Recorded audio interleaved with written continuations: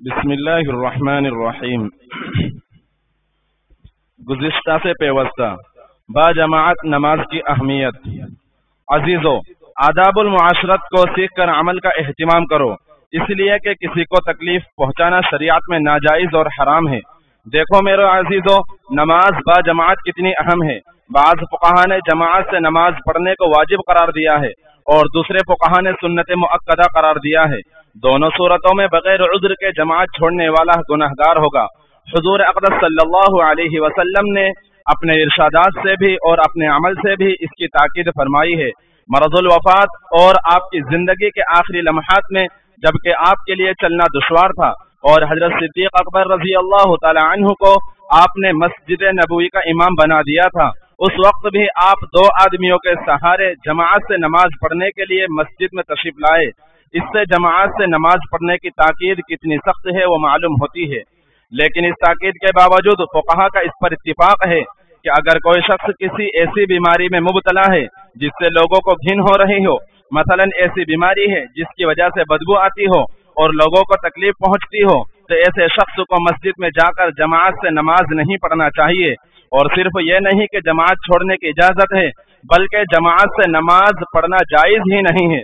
अगर जमाअत में शिरकत के लिए मस्जिद में आएगा तो गुनहगार होगा, इसलिए कि अगर वो मस्जिद में जमाअत से नमाज पढ़ेगा तो उसकी वजह से कई मुसलमानों को तकलीफ होगी और हमारा दीन दूसरों को नाहक तकलीफ देने को गवारा नहीं करता। तो देखिए कि एक आदमी को जमाअत जैसी अहम इबादत से सिर्फ लोगों को तकलीफ से बचाने के लिए रोक दिया गया। हजर अस्वद को बोसा। हजर अस्वद की फजीलत और अहमियत को कौन नहीं जानता। बाज़ रिवायत में वारिद हुआ है कि यह पत्थर जन्नत से आया हुआ है। हज़रत सल्लल्लाहु अलैहि वसल्लम का इरशाद है कि जो शख्स हजर अस्वद को बोसा देता है उसके गुनाह माफ कर दिए जाते हैं।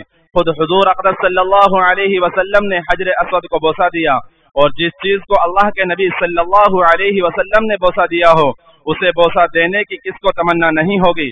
डॉक्टर इकबाल ने कहा था, तेरे बोसे को हम देते हैं बोसा संग अस्वद पर, वरना हम मुसलमानों का क्या रखा है पत्थर में।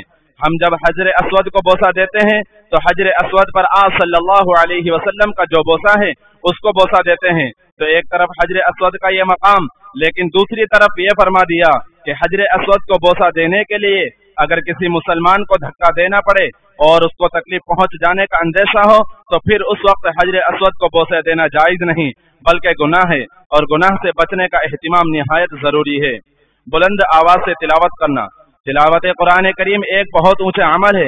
एक हर्फ पर 10 नेकियां लिखी जाती है और आहिस्ता आवाज के मुकाबले में बुलंद आवाज से तिलावत करना अफजल है और उस पर अजर सवाब ज्यादा मिलता है।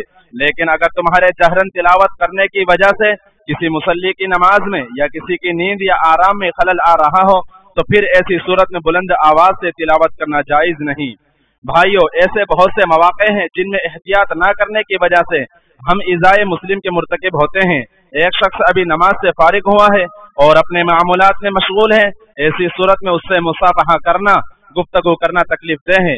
अगर आपको जल्दी है तो बगैर मुसाफहे के तशरीफ ले जाएं, किसी और को तकलीफ क्यों पहुंचाते हो।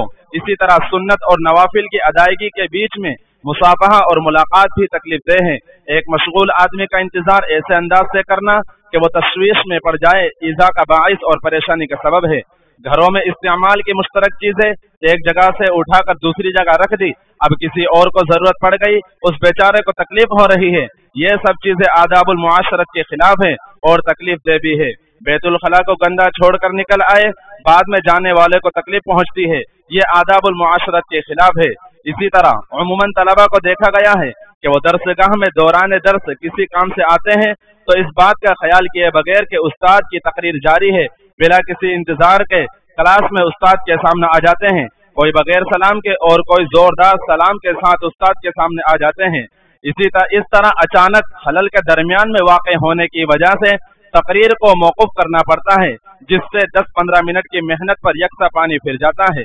तरीका इसका यह है कि आप दरसगाह के दरवाजे पर जाकर इस तरह खड़े हो कि जिससे उस्ताद को इल्म हो जाए और वो अपनी तकरीर को किसी मुनासिब जगह रोक कर आपको बुलाएं ताकि हरज ना हो।